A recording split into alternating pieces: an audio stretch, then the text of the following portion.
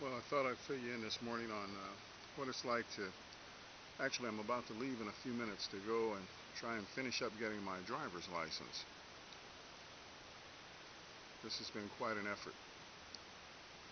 About 8 months ago, I started on the process, which entails, 8 months ago, it entailed getting your having a blood test to determine your blood type, which I think cost a few dollars, not much, $2, $3, but it requires that you go to the bank to get to pay for it, and then go to the Red Cross to have the blood work done, and then come back the next day for the results. So it's a little bit of work. Then there's the eye exam. The eye exam requires the same thing. You go to the bank and basically pay for a voucher, return to the eye examination place, which is near the Red Cross. I think it's part of the Red Cross, and they give you a regular eye examination. All that's pretty straightforward, but takes almost 3 days if you manage to do it right. Well, I did that. I had my photographs. I went to the license place, which is actually a police department where they handle your car registrations and everything. And they told me I needed a residency card here, which is called a cedula. Well, I didn't have that, and that's a whole nother issue. So we're going to fast forward. I eventually ended up getting a cedula, which took me about 6 to 7 months more, or longer, from the time I originally got my blood test and my eye exam. So now I go down to get my driver's license, and they tell me that what I need is, first off, I need to go have my eye exam done again because it's older than 6 months. My blood type certainly didn't need to be done again. But also, starting, I think it was May 30th or something like that, which I was like a few days late. No, I think it was October 30th. Oh, yeah, October, I can't remember, September 30th, somewhere in there. They added to the law, where now you need to have a psychological exam to get a driver's license. Well, this is interesting. That costs $10. The place is nearby where you pay for that, so you go pay for that near the place where you have your psychological exam, which is also near where you get your blood and your vision test. So I go back to the bank. I get the voucher for my vision exam because I need another one updated. I pass that. I have to come back the next day to get the results. Then I go to another place, pay for the psychological exam, and I go and I'm waiting for that. Well, now this is interesting. There were about 20 questions, written questions, and then about 20 more that were given to you orally by the examiner, who I take it's a psychologist or a psychiatrist, I'm not sure which. Well, I speak fairly fluent Spanish. I'd say that I speak enough Spanish where anyone can understand, or I can make anyone understand what I'm talking about. However, when it comes to reading it and understanding the nuances, like, if someone's honking behind you, what should you do, or what is your attitude about that?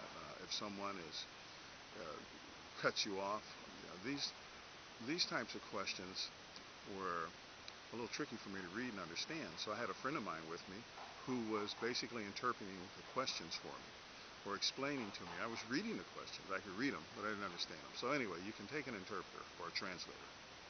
So I did that. It was about a 45-minute ordeal. And when I came out of there, I was pretty tired. Straightforward questions. Do you drink? Do you do drugs? What's your attitude if somebody cuts you off? Do you get mad? Are you typically angry during the day? Blah, blah, blah, blah, blah. Came out, passed that, but had to come back the next day after 2 o'clock to get the papers, or the results. So now when you come back after 2 o'clock, that means you have no time to take the results to get your driver's test. So, come back, I get it. Following day. Now so far, I'm probably 5 or 6 days into this process, not counting the time I originally started 8 months ago. So I take all of this and I go down to get my driver's license, and I'm told that cost, I think it was 100 Cordovas, which is like $4.50, but I have to go to the bank to get that voucher. Well, there's a bank about a block away, so I go to the bank, I get that voucher, I come back, I'm ready to get my driver's license. Then they tell me that I have to take an exam, or rather, I have to go through a driving course, take an exam, and then do a driving test. Well, now, I gotta tell you, I've been driving for over 40 years, and I've been driving here for more than a year. Using my U.S. license is good, but when it expires, I want to have a Nicaraguan license, plus I'm living here. I want to have a Nicaraguan license. So, this is like going to be very interesting because I'm going today for my exam, or for my class. So we'll see how that goes. Of course, I'm going to take my helper so I can have things translated, or I'm going to see if I can get a private class. There are schools that you can go to. Oh, now let me tell you, when I went and found out that I had to take this class, they scheduled it for December 15th. And I was in there approximately the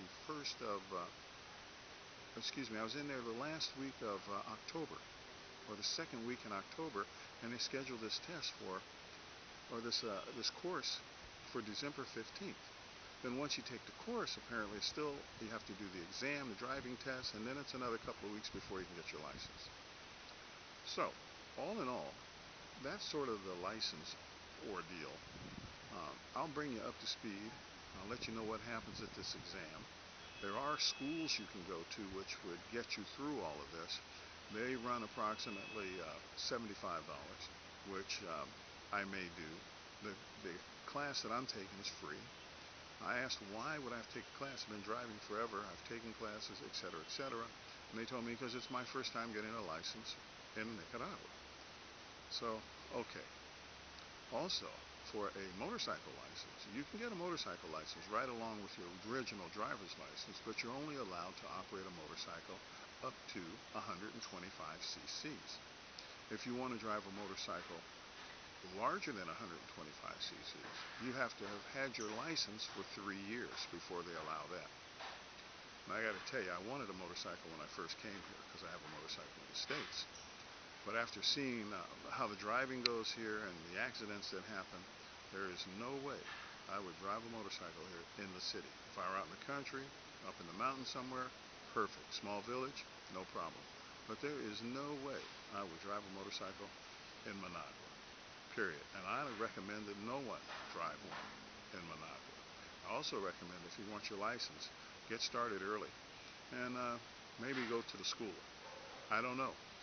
But I'll bring you up to date on what happens right now. I'm going to go hop in the car and drive myself down there, and we'll see what happens. So, have a good day.